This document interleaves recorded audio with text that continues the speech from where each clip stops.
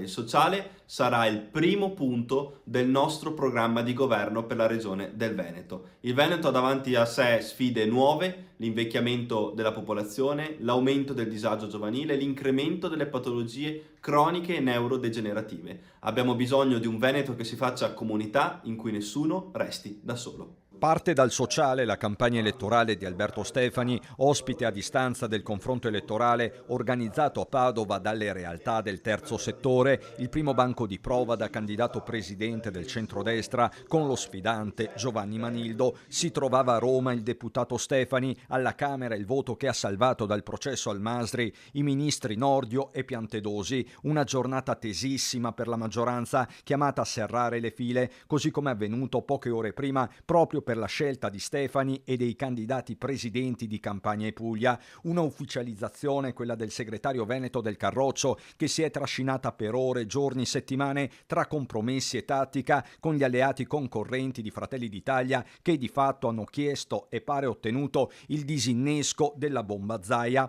Tramontata definitivamente l'idea di una lista del governatore uscente, pare che il nome di Zaia sia stato cancellato anche dal simbolo della Lega in fase di ultimazione. Ho letto anch'io agenzie, ma non ne so nulla di questo, visto considerato che siamo in una fase ancora di capire se farò il capolista o no. Ancora non sono nelle condizioni di dirvi come sarà la mia corsa, se la farò, e quindi c'è solo da attendere qualche giorno, poi vi dirò.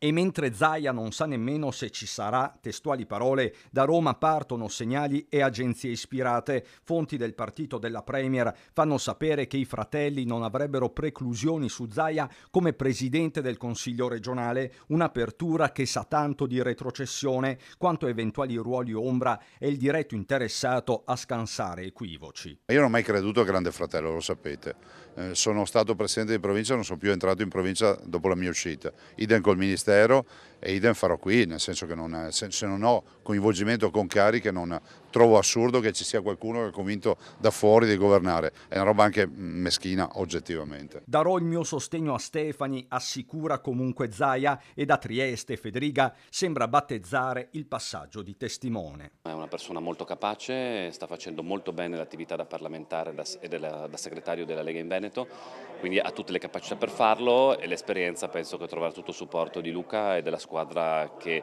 gli è stata vicina in questi anni. In Lega l'alternativa a Stefani qualcuno non l'aveva nemmeno contemplata, altri erano pronti all'Armageddon politico, si intende. Lo dicevo da mesi che per la Lega il Veneto sarebbe stata la linea del Piave, un punto dal quale non si poteva arretrare, e questa linea ha tenuto.